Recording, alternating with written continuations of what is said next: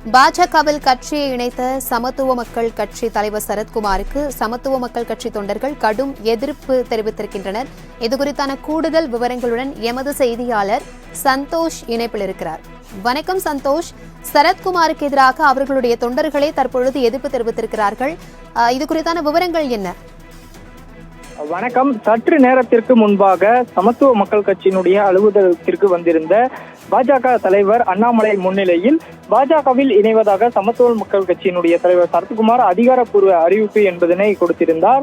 குறிப்பாக இன்றைய தினம் சமத்துவ மக்கள் கட்சியினுடைய அலுவலகத்தில் அவர் கட்சியினுடைய நாடாளுமன்ற தேர்தலுக்கான ஆலோசனை கூட்டம் என்பது நிர்வாகிகள் முன்பு நடந்து கொண்டிருந்தது.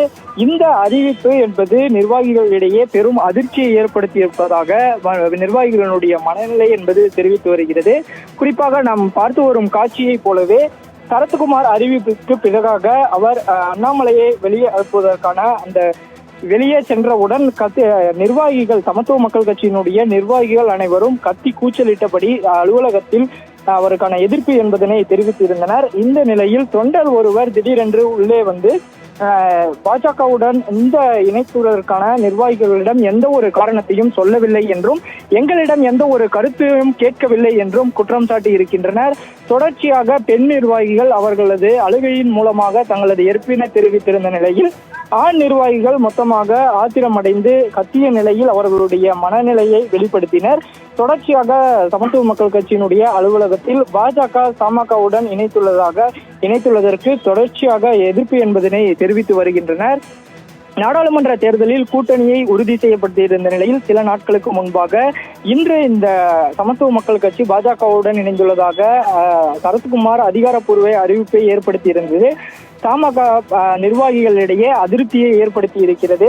குறிப்பாக கட்சியினுடைய நிர்வாகிகள் முன்னிலையில் நடந்த ஆலோசனை வெளிப்படையாக தெரிவித்திருந்ததால் ஆத்திரமடைந்த நிர்வாகிகள் ஒருவராக கத்தி தங்களது கோபத்தை வெளிப்படுத்தி இருந்தனர்.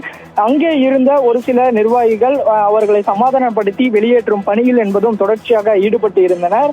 குறிப்பாக பாஜகவுடன் கூட்டணி கட்சியில் இணைவதாக தெரிவித்ததே அதிருப்தியாக இருந்ததாக பல்வேறு தரப்பில் இருந்து நிர்வாகிகள் தெரிவித்திருந்த நிலையில் முழுவதுமாக பாஜகவில் இணைவதாக தமாக தலைவர் சரத்குமார் தெரிவித்திருந்தது நிர்வாகிகளிடையே பெரும் அதிருப்தியுடன் சோகத்தையும் ஏற்படுத்தி இருக்கிறது.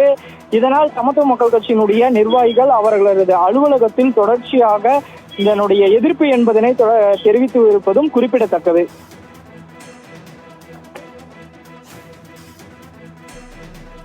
தகவல்களுக்கு நன்றி சந்தோஷ்.